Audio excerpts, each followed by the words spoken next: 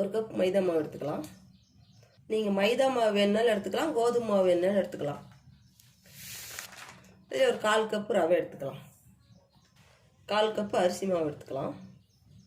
பாருங்கள், இதுக்கு தேவையான அளவு உப்பு. இதையெல்லாம் சேர்த்து நல்லா கலந்து விட்டுறலாம். தண்ணி விட்டு தோசை மாவு பார்த்து கலந்துக்கலாம்.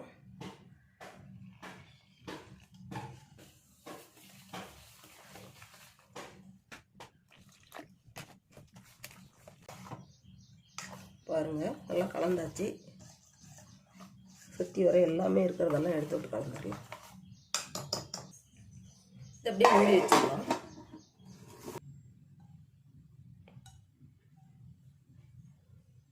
கொஞ்சமாக சீரகம் போட்டுடலாம். கொஞ்சம் கடுகு உளுத்தம் பருப்பு போட்டுடலாம். எல்லாம் பொரிஞ்சு வரட்டும். கூட இன்னும் கொஞ்சம் கடலைப்பருப்பு போட்டுடலாம். எல்லாமே நல்லா பொரியட்டும். சீரகம் கடுகு எல்லாம் பொரிஞ்சிருச்சு. பாருங்கள், பொடியாக நறுக்கினா பெரிய வெங்காயம் 1, பொடியாக நறுக்கினா பச்சை மிளகாய் 1. நான் காரம் கம்மியாக தான் போடுறேன், நீங்கள் வேணும்னா 2 மிளகாய் கூட போட்டுக்கலாம். பொடியாக நறுக்கினா கருவேப்பிலை எல்லாம் அப்படியே வதங்கட்டும். சின்னதாக தக்காளி 1 பொடியாக நறுக்கிருக்குது. பெரிய வச்சுக்கலாம். இது வதக்கி சேர்க்கும்போது சாப்பிட்றதுக்கு நல்லா டேஸ்ட்டாக இருக்கும். இதுக்கு தேவையான அளவு உப்பு போட்டுக்கலாம். பொடியாக துருவனா ஒரு கேரட்டு. இப்போ வதங்கிருச்சு, எடுத்துடலாம்.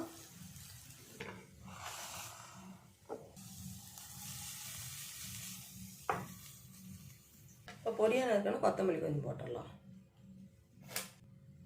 போட்டு எல்லாம் நல்லா கலந்து விட்டுறலாம்.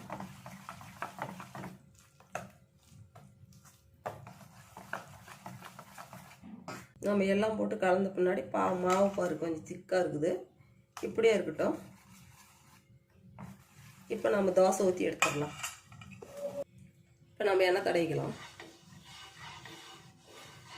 இப்போ நம்ம தோசை ஊற்றிக்கலாம்.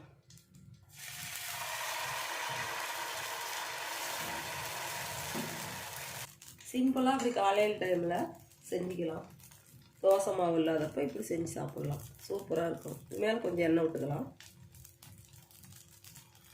கொஞ்சம் அப்படியே அடுப்பு வந்து சிம்மிலேயே இருக்கட்டும். இப்போ தான் உள்ளெல்லாம் நல்லா வெந்து வரும். இப்போ நம்ம தோசை பிடிக்கலாம்.